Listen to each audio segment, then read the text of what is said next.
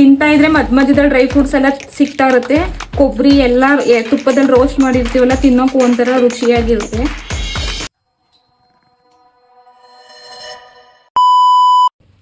Hi friends, ನಾನು ನಿಮ್ಮ Chaitra kitchen. ನೀವು ನೋಡ್ತಾ ಇದ್ದೀರಾ ಚೈತ್ರ ಕಿಚನ್ ಯೂಟ್ಯೂಬ್ ಚಾನಲ್.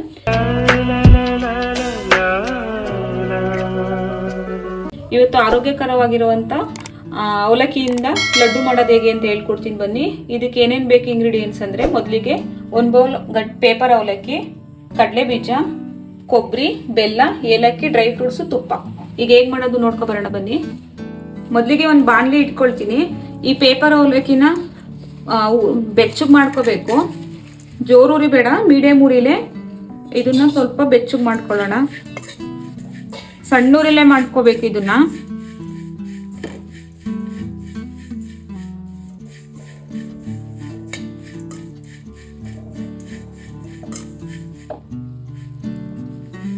ಇದು ಯಾವ ತರ ಅಂದ್ರೆ, ಈ ತರ ಮುಟ್ಟಿದ್ರೆ ಪೌಡರ್ ಹಾಕ್ಬೇಕು. ಅಲ್ಲಿ ತನಕನೂ ಇದನ್ನ ಬೆಚ್ಚಗೆ ಮಾಡ್ಕೊಳ್ಳೋಣ.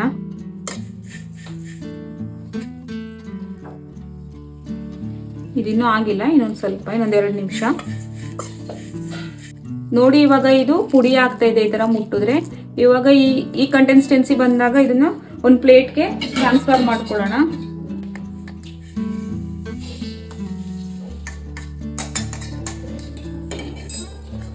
ಇದನ್ನ ತಣ್ಣಗಾಗಕ್ಕೆ ಇಡ್ತೀನಿ. ನಂತರ ಒಂದು ಅದೇ ಬೌಲಲ್ಲಿ ಅವಲಕ್ಕಿ ಎಷ್ಟು ತಗೊಂಡಿದೆ ಅಷ್ಟನ್ನ ಕಡಲೆ ಬೀಜನು ಚೆನ್ನಾಗಿ ಹುರ್ಕೋಬೇಕು. ಇದನ್ನು ಸಣ್ಣೂರಲ್ಲೇ ಇಟ್ಕೊಂಡು ಹುರ್ಕೊಳ್ಳೋಣ. ಹಬ್ಬಗಳು ಬೇರೆ ಹತ್ರ ಬರ್ತಾ ಇದೆ, ಆಯುಧ ಪೂಜೆ ಮತ್ತೆ ದೀಪಾವಳಿ. ಮನೇಲೆ ರುಚಿಕರವಾದ ಸ್ವೀಟ್ ಮನೆಯಲ್ಲೇ ಮಾಡ್ಕೊಳ್ಳಿ.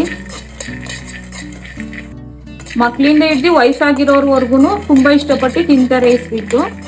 ಕಡಲೆ ಬೀಜ ಬೇಗ ರೋಸ್ಟ್ ಆಗ್ಲಿ ಅಂತ ಜೋರೂರಿಲಿ ಇಟ್ಕೊಂಡು ರೋಸ್ಟ್ ಮಾಡ್ಬಿಡ್ಬೇಡಿ. ಈ ಸಣ್ಣೂರಿಲೇ ಕಮ್ಮ ಬರೋ ತನಕನೂ ರೋಸ್ಟ್ ಮಾಡಬೇಕು. ಈ ಸ್ವೀಟ್ ನ ನೀವು ಹಬ್ಬಕ್ಕೆ ಮಾಡಕ್ ಆಗ್ಲಿಲ್ಲ ಅಂದ್ರೆ, ಹಬ್ಬ ಆದ್ಮೇಲೆ ಫ್ರೀ ಇರ್ತಿರಲ್ಲ, ಅವಾಗ 1 ಟೈಮ್ ಟ್ರೈ ಮಾಡಿ. ಮಕ್ಳಿಗೂ ದಸರಾ ಹಾಲಿಡೇಸ್ ರಜೆ ಇರುತ್ತೆ, ಅಮ್ಮ ಏನಾದ್ರೂ ವಿಶೇಷವಾಗಿ ಸ್ವೀಟ್ ಮಾಡಿಸ್ಕೊಡು ಅಂದ್ರೆ ಈ ಸ್ವೀಟ್ ನ ಒಮ್ಮೆ ಟ್ರೈ ಮಾಡಿ.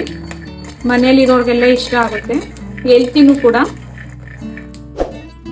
ಇವಾಗ ಕಡಲೆ ಬೀಜ ಎಲ್ಲ ರೋಸ್ಟ್ ಆಗ್ತಾ ಇದೆ.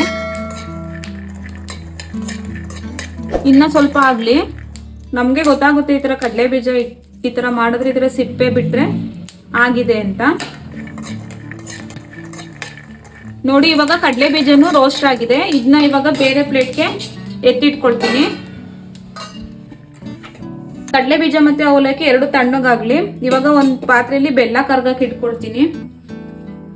ನಾನು ಕಡಲೆ ಬೀಜ ಯಾವ ಬೌಲಲ್ಲಿ ತಗೊಂಡಿದ್ದೆ ಅದೇ ಬೌಲಲ್ಲಿ 1 ಬೌಲ್ ಬೆಲ್ಲ ತಗೊಂಡಿದ್ದೀನಿ.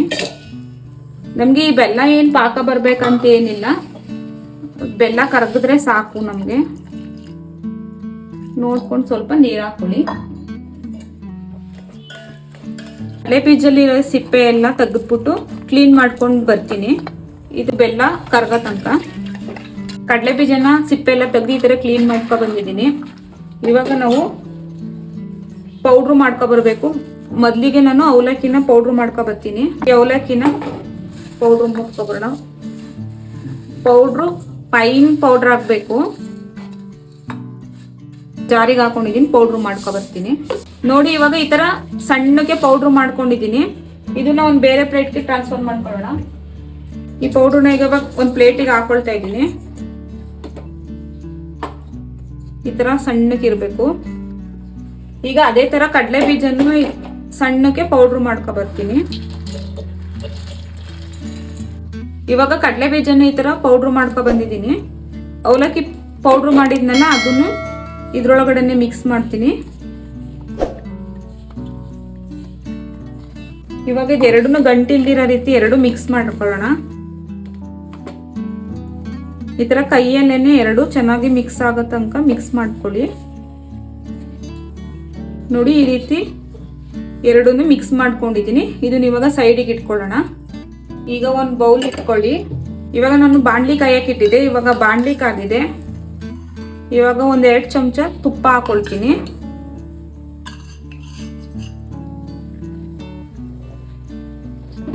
ತುಪ್ಪ ಕಾದಿದೆ. ನಾನು ಡ್ರೈ ಫ್ರೂಟ್ಸ್ ತಗೊಂಡಿದ್ದೀನಿ. ಬಾದಾಮಿ ಮತ್ತೆ ಗೋಡಂಬಿ 2 ಸಣ್ಣ ಸಣ್ಣ ಕಟ್ ಮಾಡಿ ಇಟ್ಕೊಂಡಿದ್ದೀನಿ. ಇದನ್ನ ತುಪ್ಪದಲ್ಲಿ ಫ್ರೈ ಮಾಡ್ಕೊಳ್ತೀನಿ. ಇವಾಗ ಬಾದಾಮಿ ಮತ್ತೆ ಗೋಡಂಬಿ ಎರಡು ಕಲರ್ ಚೇಂಜ್ ಆಗಿದೆ. ಇದೇ ಬಾಣಲಿಗೆ ನಾನು ಒಂದು ಅರ್ಧ ಬೌಲ್ ಅಷ್ಟು ಕೊಬ್ಬರಿ ತಗೊಂಡಿದ್ದೆ, ಒಣ ಕೊಬ್ಬರಿ. ಅದನ್ನ ತುರ್ದಿಟ್ಕೊಂಡಿದ್ದೆ, ಅದನ್ನ ಇವಾಗ ಇದ್ರೊಳಗಡೆ ಸೇರಿಸ್ಕೊಳ್ತೀನಿ. ಈ ಕೊಬ್ಬರಿನೂ ಕಲರ್ ಚೇಂಜ್ ಆಗೋ ತನಕ ತುಪ್ಪದಲ್ಲೇ ರೋಸ್ಟ್ ಮಾಡ್ಕೊಳ್ತೀನಿ. ಆದಷ್ಟು ಸಣ್ಣೂರಿಲೇ ಮಾಡಿ ಈ ರೆಸಿಪಿನ. ಕೊಬ್ಬರಿದೆಲ್ಲ ಕಲರ್ ಎಲ್ಲ ಚೇಂಜ್ ಆಗಲಿ. ಈ ಕೊಬ್ಬರಿ ಕಲರ್ ಎಲ್ಲ ಚೇಂಜ್ ಆದ ನಂತರ ನಾನು ಬೆಲ್ಲನ ಕರ್ಗಕ್ಕೆ ಇಟ್ಕೊಂಡಿದ್ದೆ. ಇದನ್ನ ನಾನು ಪಾಕ ಏನು ತಗೊಂಡಿಲ್ಲ, ಜಸ್ಟ್ ಬೆಲ್ಲ ಕರ್ಗಿಸ್ಕೊಂಡಿದ್ದೀನಿ ಅಷ್ಟೇ. ಇದನ್ನ ಇದ್ರೊಳಗಡೆ ಶೋಧಿಸ್ಕೊಳ್ಳೋಣ. ಯಾಕೆಂದ್ರೆ ಬೆಲ್ಲದಲ್ಲಿ ಕಲ್ಲಿನ ಅಂಶ ಇರುತ್ತೆ, ಅದರಿಂದ ನಾನು ಶೋಧಿಸ್ಕೊಳ್ತಾ ಇದ್ದೀನಿ. ಇವಾಗ ಇದ್ರೊಳಗಡೆನೆ ಬೆಲ್ಲ ಕರ್ಗಿರೋ ನೀರನ್ನ ಹಾಕೊಳ್ತೀನಿ. ಇವಾಗ ನಂತರ ನಾನು ಏಲಕ್ಕಿನ 2 ಏಲಕ್ಕಿನ ಕುಟ್ಟಿ ಪುಡಿ ಮಾಡಿ ಇಟ್ಕೊಂಡಿದ್ದೆ. ಈ ಸಮಯದಲ್ಲಿ ಇದನ್ನು ಸೇರಿಸ್ಕೊಳ್ತೀನಿ. ಇದು ಒಂದ್ ಸ್ವಲ್ಪ ಕುದಿ ಬರ್ತಾ ಇದೆ ಅಂದಾಗ ಈ ಕಡಲೆ ಬೀಜ ಮತ್ತೆ ಅವಲಕ್ಕಿ ಪುಡಿ ಮಾಡಿ ಇಟ್ಕೊಂಡಿದ್ನಲ್ಲ ಅದನ್ನ ಇದ್ರೊಳಗಡೆ ಸೇರಿಸ್ಕೊಳ್ತೀನಿ. ಜಾಸ್ತಿ ತುಪ್ಪ ಎಣ್ಣೆ ಏನು ಯೂಸ್ ಮಾಡಂಗಿಲ್ಲ, ಹಾಗೆ ಮಾಡ್ಬೋದು. ಈ ರೆಸಿಪಿ ಮಾಡಕ್ಕೆ ಜಾಸ್ತಿ ಟೈಮಿಂಗ್ಸ್ ಏನ್ ಬೇಡ, 10 ರಿಂದ 15 ನಿಮಿಷದಲ್ಲೇ ಮಾಡ್ಕೋಬಹುದು. ಇವಾಗ ನೋಡಿ ಈ ಟೈಮಲ್ಲಿ ನಾನು ಈ ಪುಡಿ ಮಾಡಿ ಇಟ್ಕೊ ಬಂದಿದ್ನಲ್ಲ ಅದನ್ನ ಸೇರಿಸ್ಕೊಳ್ತೀನಿ. ಇವಾಗ ನಾವು ಚೆನ್ನಾಗಿ ತಿರುಗಿಸ್ಕೋಬೇಕು, ಗಂಟಿಲ್ದಿರೋ ರೀತಿ.